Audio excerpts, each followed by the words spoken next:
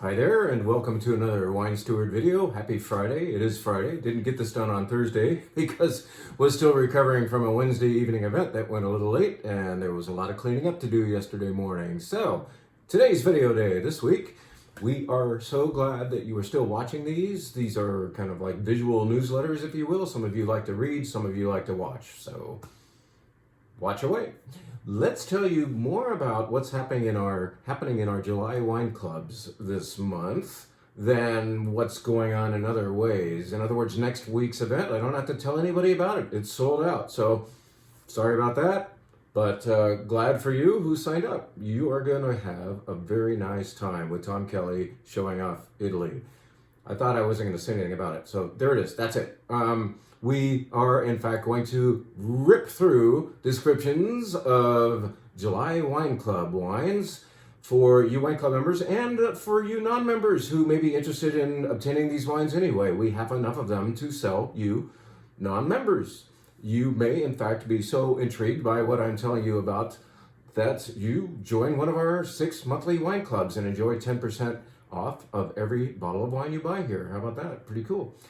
Now, we delay that a little. I'm good at that, right? I'm good at putting off subjects for a minute because I want to tell you about what's in front of us right here. First, I want to tell you about a wonderful discovery I made in the garden today. I look every day. I look and wonder and wonder and wonder. My tomato vines are replete with fruit. It's a very nice crop and everything's green until today. I finally have ripe tomatoes to pick. Well, what does that mean?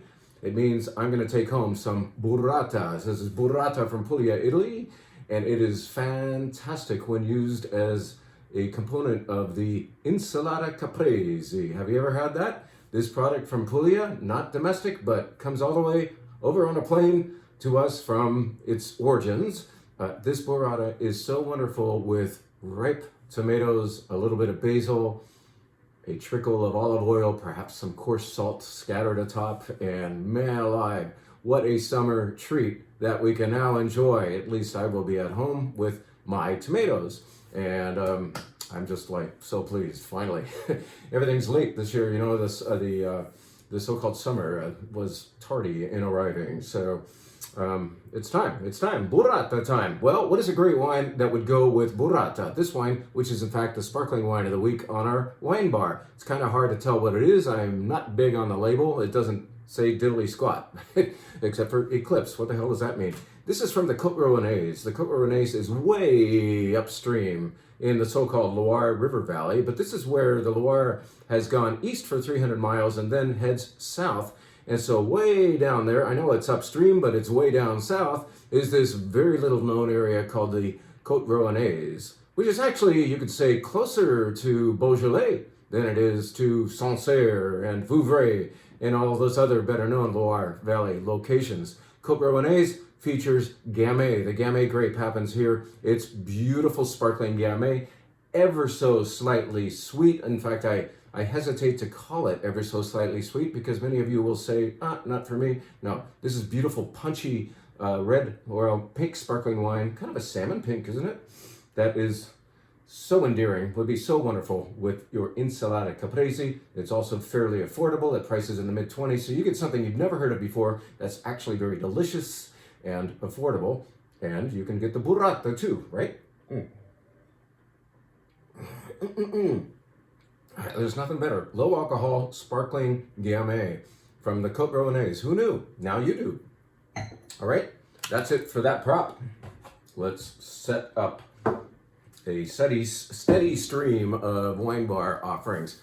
2 bottles of wine go to each member every month. So regardless of which club you're in, you're getting a couple of bottles of wine. So let's tell you first about what the Red Collector Club is getting.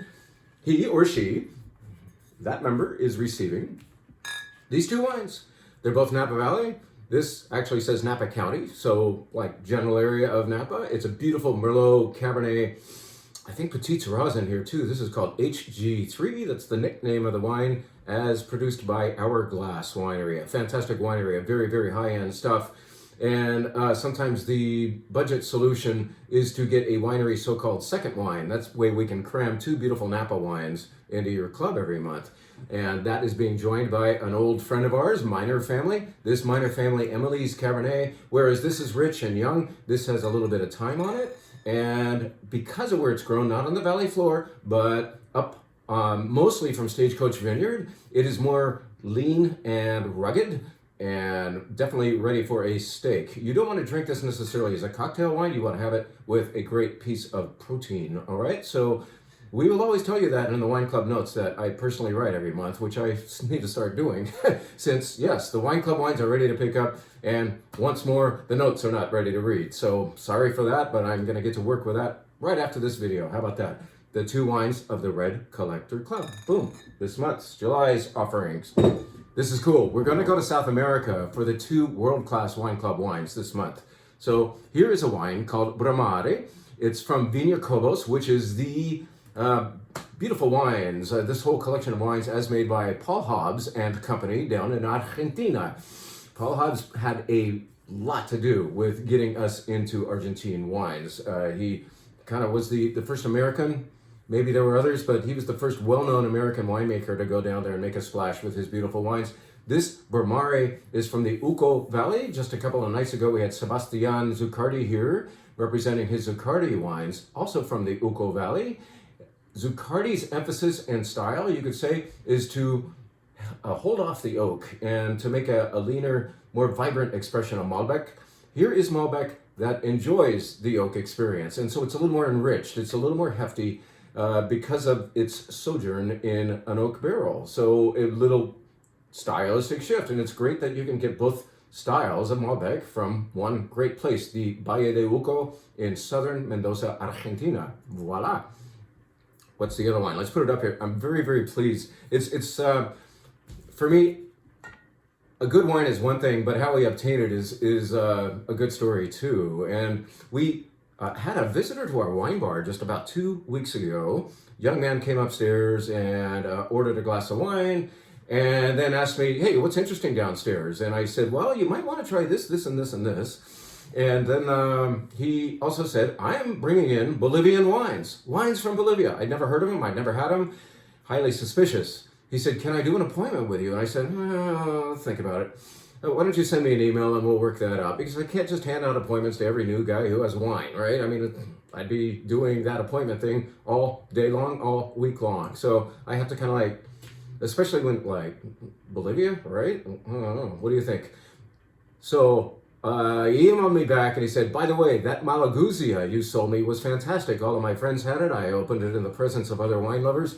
And if somebody is open-minded enough to buy a Malaguzia from Greece and then say nice things about it, okay, you got to me. You get an appointment." So he came just 4 days ago, showed us 4 different Bolivian wines. They were all very good. A couple of them were the wrong price, frankly. Most things are, right? But he showed me this wine, which nailed it. Bolivia actually has the highest wine country in the world, on average, you could say. So the vines represented in this bottle are grown at almost 6,000 feet up, believe it or not. Bolivia is somewhat tropical in weather, and so they have to get above to kind of combat the tropical climate is not good for grapes, okay? You just can't make good wine there. So you get up, and the atmosphere is thinner up there. The air is thinner at that elevation, so the UV rays are more powerful, and so you have to choose particular grapes that can handle that direct sunlight. The same way there you would have to wear more sunscreen. The grape itself has to protect itself, and only some grapes will do that. Some grapes have thicker skins. Here is a blend of 3 of those thicker skinned grapes. One is called Petit Verdot. You've heard of it, right? It's often a component in a Cabernet Sauvignon. Another is Malbec. Obviously, you've heard of that. And Argentina, almost next door, is doing great things with that. And then the other high elevation grape happening here is Tannat. Tannat, T-A-N-N-A-T, has grown in Mataran, France, and more recently in Uruguay, and now Bolivia is having a hand with it. The Bolivian wine scene, although it's 500 years old, if you want to think about the Spanish coming over and planting the Mission grape, and Muscat of Alexandria was another favorite of theirs, it's really the new industry, the modern wine industry in Bolivia is quite young. These guys started only 23 years ago, and they're already making really, really lovely wine. Is it like Argentine wine? No, it's a little different. Is it like Chilean wine? No, it's a little different. Is it like French? No. It is its own thing, and that's why I find this very, Very important to show to you. Also because it's excellent. This is good, complex, easy to drink, but thought-provoking red wine from, ta-da, finally, Bolivia. Okay, I said too much about that, but I think that's intriguing, don't you? Here are the two wines going to the the club formerly known as the California Wine Lovers Club, which is now known as the Pacific Coast Wine Club, because we so often admit a Washington wine into that club and sometimes an Oregon wine. So why not call it PC, the Pacific Coast Wine Club? Well, this time they are, in fact, all from California. This is Architect Cabernet, which will make every cab lover happy with direct, bold fruit, ripe fruit, and yet not stupid. I don't want to sell fake wine to you or show fake wine to you. I want you to have the wine shop difference, meaning honest to goodness wine. There is so much done in wineries these days with the high production stuff.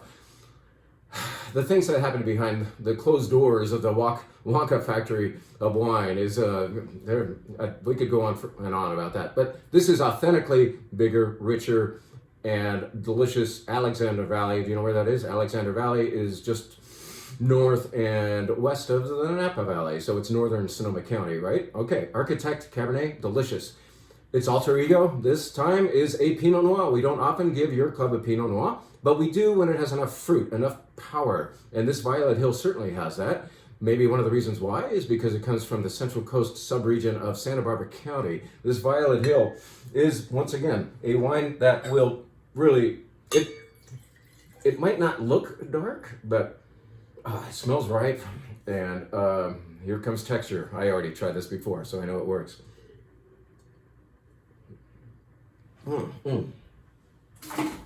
Delicious sweet fruit. The wine's not sweet, but the fruit is, it implies sweetness. It's so ripe, it's delicious. Nice pairing of wines for the Pacific Coast Wine Club, formerly known as the California Wine Lovers Club. Here are two other alter ego wines.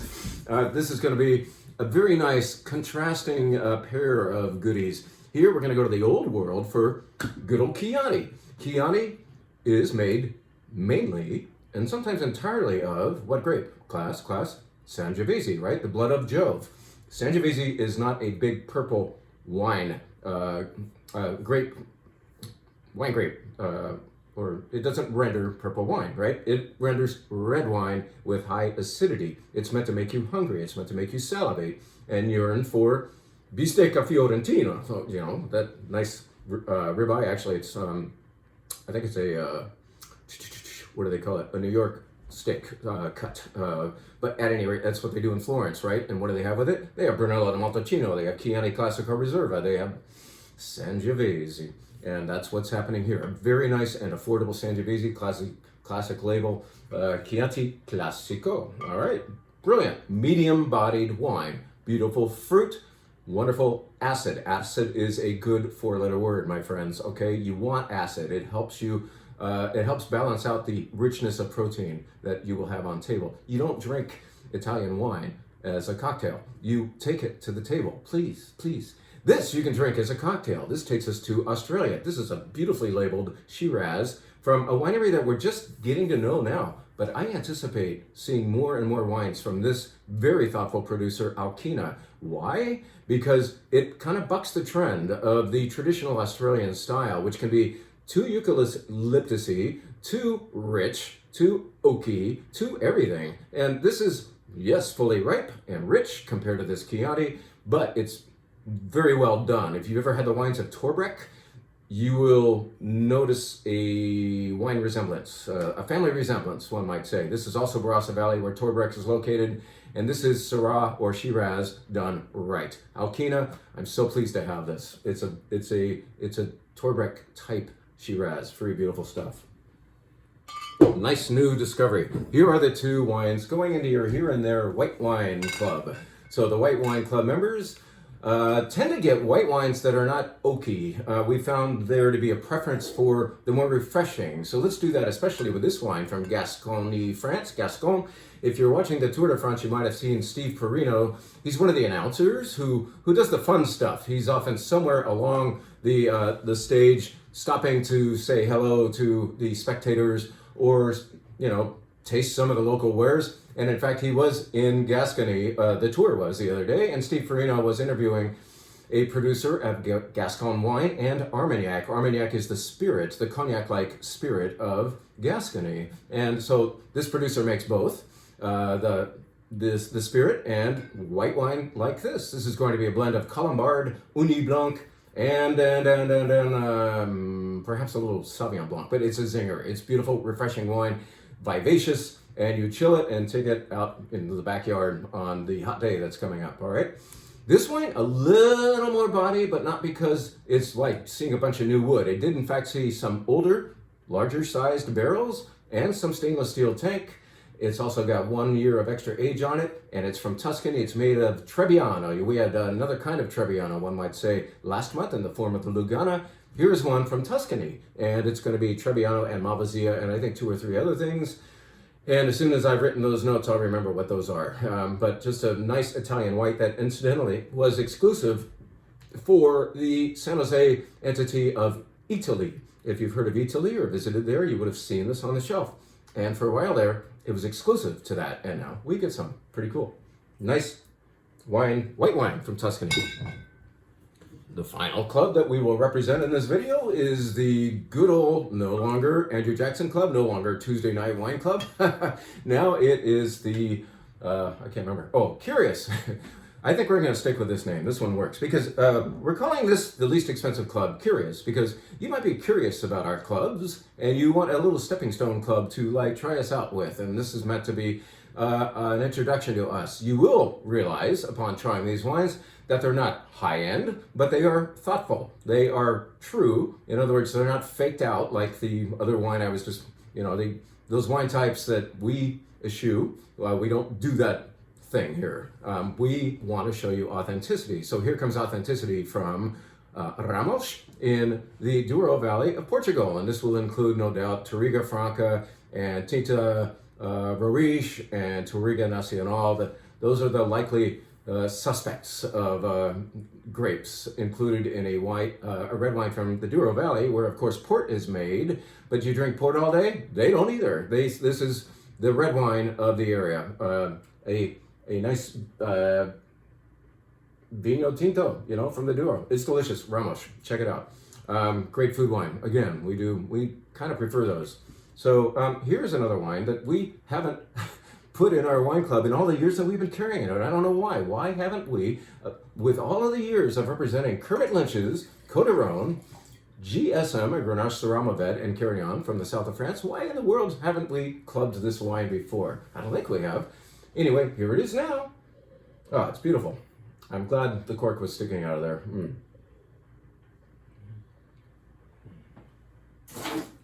As you know, I am a big promoter of GSM, Grenache Syrah Mauvet, not only because I like them, but I realize a lot of you who are just getting into foreign wine understand wine like this immediately. They understand the fruit and that little bit of pepper, kirsch maybe too, perhaps a little bit of herbs de Provence is happening in this wine as well.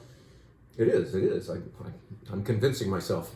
And this is also a set of grapes, Grenache Syrah Mauvet, that I very strongly feel should be more cultivated here in our Livermore Valley. So this is also like just I'm just trying to get every grower and producer out here to consider putting in more of those grapes and inspiring them with wines like this. So here is the Kermit Lynch imported Côte d'Aron Grenache Syrah Mauvet, a pinch of Carignan, the most unappreciated grape in the world, right? Have you ever heard of Carignan?